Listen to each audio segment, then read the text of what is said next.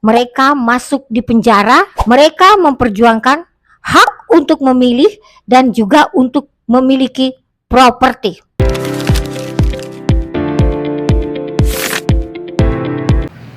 Coba kamu bayangkan dunia di mana kamu tidak boleh punya rekening bank, tidak boleh bersekolah, tidak boleh memilih. Karena suara kamu tidak mau didengar oleh siapapun cuma karena kamu seorang perempuan. Kita akan bedah mengenai feminisme karena ini bukan cerita film, tapi ini kisah nyata 100 tahun yang lalu. Feminisme bukan stigma sekedar kita marah-marah, tapi feminisme memperjuangkan hak dan kesetaraan seorang wanita untuk menjadi manusia seutuhnya. Feminisme mempunyai sejarah yang sangat panjang dengan perjuangan yang tidak mudah dan tetap berjuang sampai saat ini. Sejarah feminisme ada 4 gelombang. Kita mulai dengan gelombang pertama. Di gelombang pertama, perempuan-perempuan ini karena mereka tidak mendapatkan hak apa-apa, bahkan ketika dia masih belum menikah, dia harus menurut apa kata ayahnya. Ayahnya akan memilihkan pasangan untuknya dan bisa meminta mahar seberapapun untuk anaknya. Bahkan kalau dia diperkosa sekalipun, orang tua dari si korban akan meminta mahar dari si pelaku dan kemudian dia diharuskan menikah dengan si pelaku. Aduh, coba kamu bayangkan. Udah diabuse, kamu harus menjadikan dia suami dan hidup seumur hidup dengan manusia seperti itu. Nah, ketika mereka menikah, mereka punya tubuh maupun harta itu adalah milik dari suami. Jadi kalau belum menikah milik ayahnya, kalau sudah menikah milik suaminya, dan suaminya boleh berkelakuan apapun. Bagaimana caranya mereka melawan semua itu? Ya mereka melakukan perjuangan yang ekstrim. Kelompok ekstrim ini muncul di Inggris dan namanya suffragettes. Mereka masuk di penjara dan mereka mogok makan. Mereka memperjuangkan hak untuk memilih dan juga untuk memiliki properti. Perjuangan ini terjadi di akhir abad 19 sampai tahun 1920. Kemudian di Indonesia pun kita sudah memiliki seorang Ibu Kartini atau dikenal dengan nama Raden Ajeng Kartini. Beliau mengguncang para kolonial dengan surat-suratnya tentang pendidikan wanita.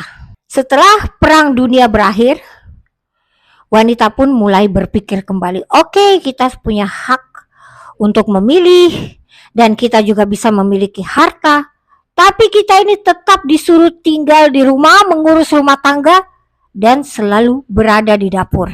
Jadi anak wanita itu selalu disuruh, kamu harus di dapur. Setinggi-tingginya kamu bersekolah, kamu pasti akan di dapur juga. Nah, disinilah di gelombang kedua ini mereka membahas tentang hak reproduksi, kekerasan di dalam rumah tangga, dan diskriminasi di dalam pekerjaan. Yang slogannya dikenal dengan "The personality is political".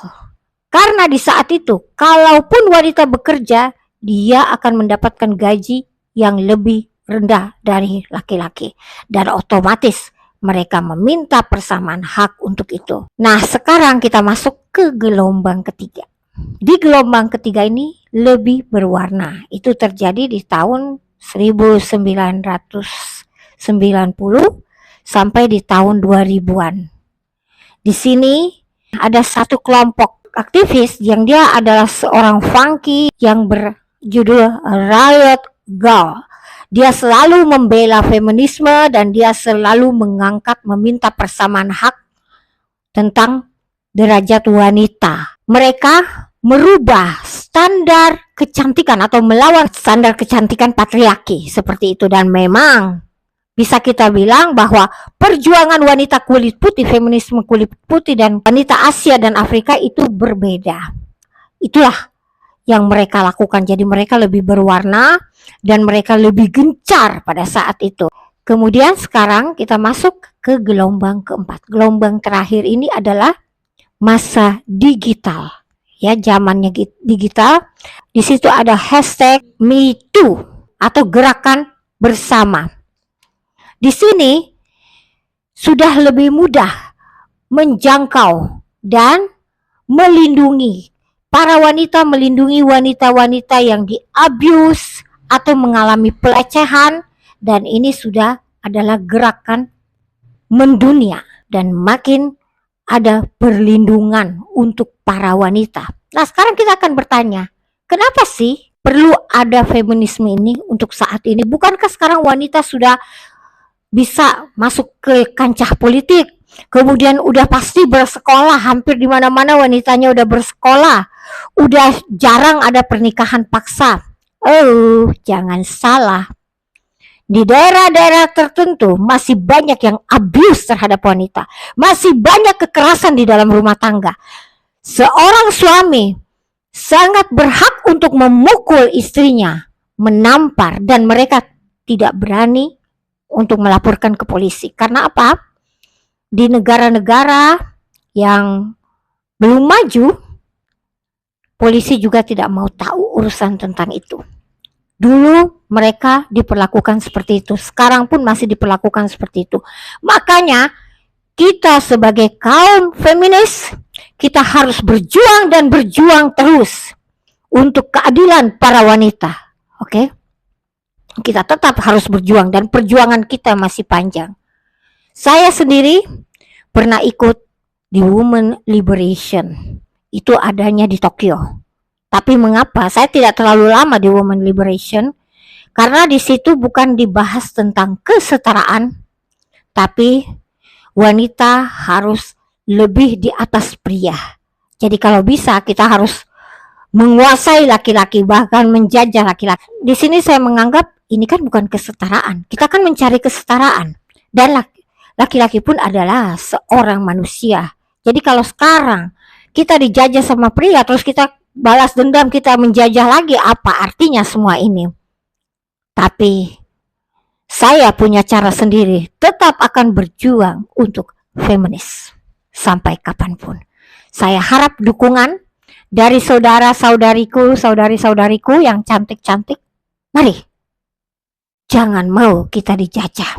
Jadi feminisme bukan tentang menjatuhkan lelaki, tetapi feminisme adalah memastikan semua orang mempunyai hak dan kesetaraan yang sama, tanpa menjatuhkan siapa-siapa dan tanpa memandang gender. Perjuangan feminisme itu masih panjang sekali. Kita harus tetap berjuang. Oke? Jangan lupa like, subscribe, share, and comment. Kita akan berjumpa di video-video selanjutnya.